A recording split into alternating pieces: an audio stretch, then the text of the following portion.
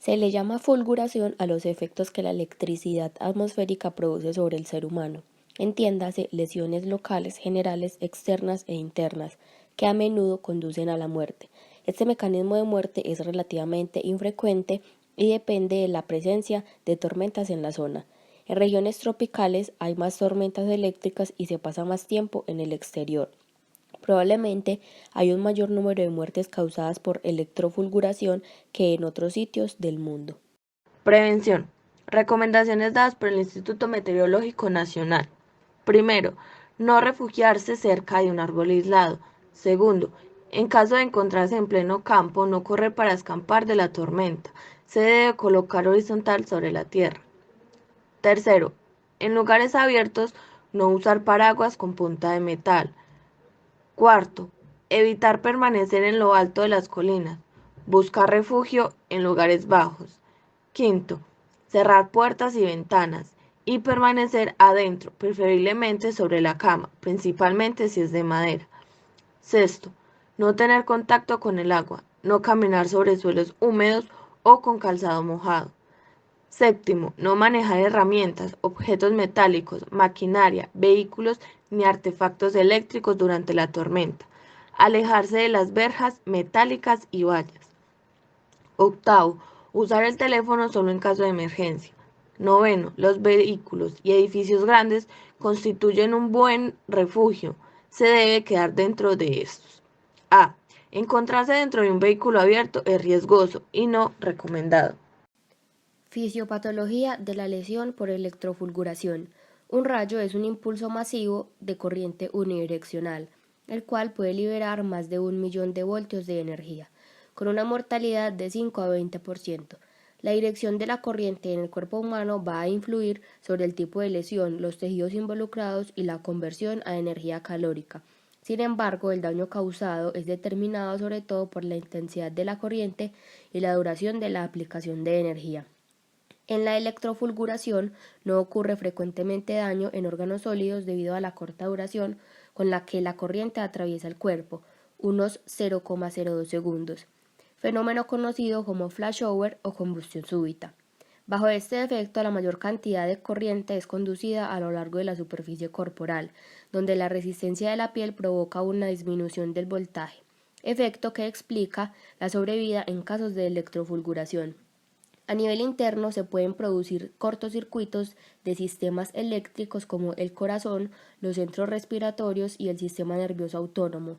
Comúnmente se observan casos de asistolía más que fibrilación ventricular, así como de espasmo o isquemia arterial, provocando infarto del miocardio o síndromes medulares.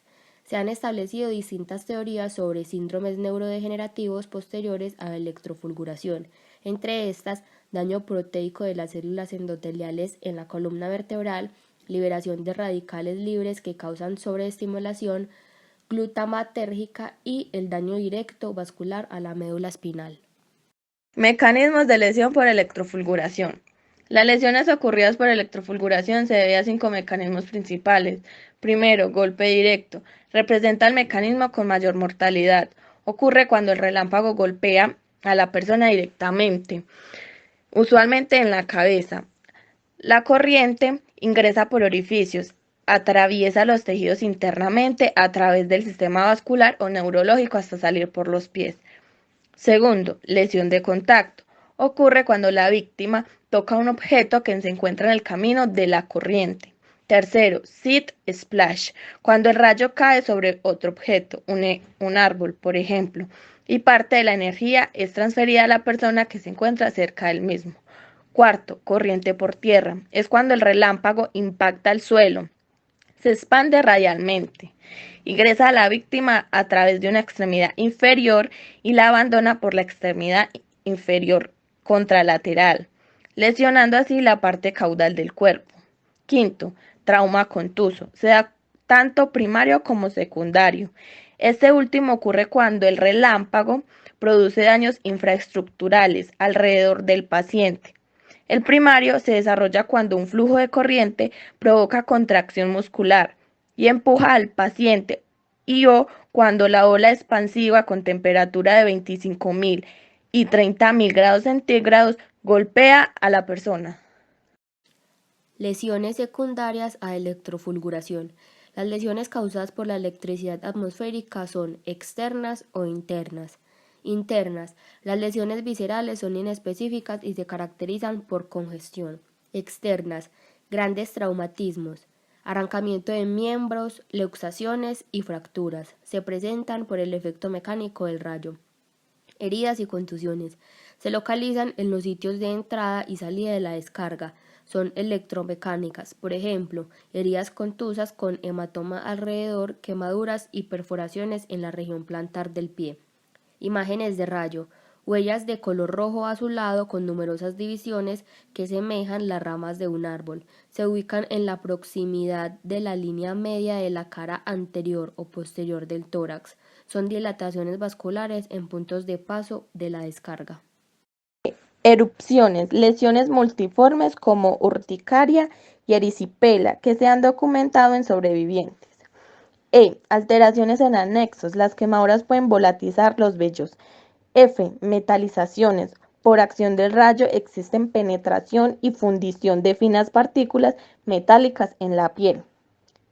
Quemaduras, se clasifican en lineales, punteadas, en plumaje y térmicas. Las de tipo lineal son quemaduras de primer o segundo grado de 1 centímetro a 4 centímetros de largo, secundarias a la evaporización de agua o sudor por el fenómeno de combustión súbita. Cuando la ropa de la víctima prende fuego o porta un objeto metálico que se calienta por efecto de la energía eléctrica, se originan quemaduras térmicas de segundo o tercer grado. Quemaduras arborescentes en plumaje o figuras de Lichtenberg son lesiones patognomónicas de la fulguración y representan la extravasación de eritrocitos hacia estratos más superficiales de la piel.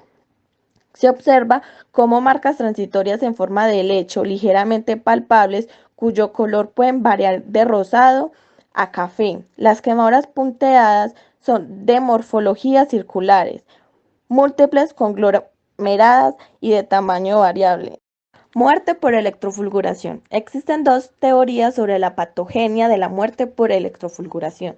Primero, efectos mecánicos de la descarga eléctrica. Desgarros viscerales, lesiones por el lanzamiento a distancia de la víctima.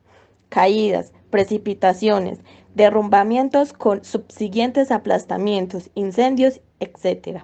Segundo, la acción específica de la corriente de alta tensión del rayo, inhibición directa de los centros nerviosos o efectos cardíacos.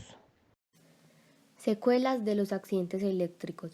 Los accidentes eléctricos se asocian a una serie de secuelas en el paciente que alteran su calidad de vida y elevan su morbilidad.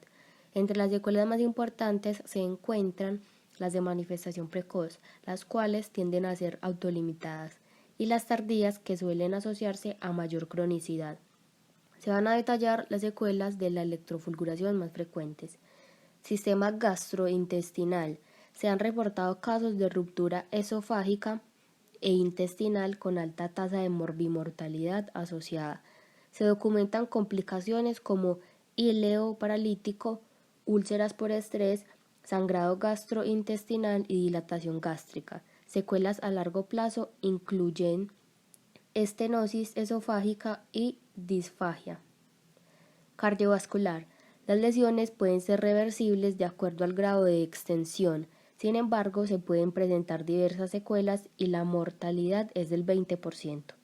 Durante el evento se produce una despolarización del miocardio, lo que puede llevar a arritmias, asistolia y fibrilación ventricular. Si el paciente sobrevive, podrían quedar lesiones crónicas a nivel del miocardio que asemejan un infarto en el electrocardiograma. Las alteraciones tempranas que se presentan son visibles principalmente a nivel del electrocardiograma con taquicardia, cambios no específicos, prolongación del intervalo QT, inversión transitoria de la onda T, entre otros. Tanto el ritmo como la frecuencia cardíaca se pueden ver afectados de forma aguda debido al trauma eléctrico y mecánico, así como por estimulación autonómica y liberación de catecolaminas, que llevan a despolarización cardíaca y asistolia. No obstante, tanto la arritmia atrial como la ventricular tienden a ser autolimitadas. Sistema respiratorio. El paso de corriente a nivel del sistema nervioso central puede lesionar los centros de la respiración. Una persistencia de arresto respiratorio puede llevar a hipoxia de tejidos y a infartos cerebrales o del miocardio. Ojos. La lesión es causada por el paso de corriente y la radiación. Puede provocar secuelas crónicas. La más frecuentemente asociada es la catarata, que puede ser bilateral y puede presentarse de inmediato o hasta 2 años después. Se ha descrito edema a nivel de la mácula, que se conoce como hoyo macular, además de desprendimientos y hemorragias retinianas. Pueden presentarse desprendimiento y hemorragias vítreas, inflamación del iris, fotofobia, quemaduras de la córnea, edema corneal, úlceras u opacidades que se asocian a diplopía y ceguera. Lesiones corneales, hipema, uveitis y hemorragia vítrea pueden ocurrir con altas frecuencias. Oído. Cerca de un 20 al 50% de las víctimas de electrofulguración sufren de perforaciones de la membrana timpánica, con algún grado de pérdida auditiva crónica debido al sonido emitido por el rayo. Además, pueden presentar lesiones de la cadena de huesecillos, lo que lleva a sordera conductiva. Si el paciente presenta otorrea y hemotímpano, se debe sospechar de fractura de la base del cráneo que se puede asociar a la lesión por fulguración. Piel. Se puede presentar lesiones en cualquier superficie del cuerpo por el sobrecalentamiento de la piel, causando por el paso de la corriente eléctrica. Las lesiones por lo general involucran las plantas de los pies y los ortejos causadas por la salida de la corriente eléctrica hacia el suelo. Psiquiátricas. Se asocia principalmente al trastorno de estrés postraumático. En este estudio, con 100 sobrevivientes a electrofulguración, se observaron disturbios del sueño como pesadillas, déficit atencional, fatiga crónica, irritabilidad y depresión. Además, por lesión a nivel de la corteza visual, se han reportado casos de alucinaciones visuales complejas y delirios paranoides de duración variable. Puede haber pérdida de memoria reciente llevado a amnesia del evento. Neurológicas. Pueden haber lesiones inmediatas y pasajeras, como pérdida de conciencia en un 75%, amnesia, confusión, cefalea, parestesia y debilidad en un 80%. Las secuelas neurológicas por lo general son a nivel del sistema nervioso central y pueden presentarse hasta 2 años posterior al evento. La principal secuela neurológica es la encefalopatía isquémica post-hipoxia.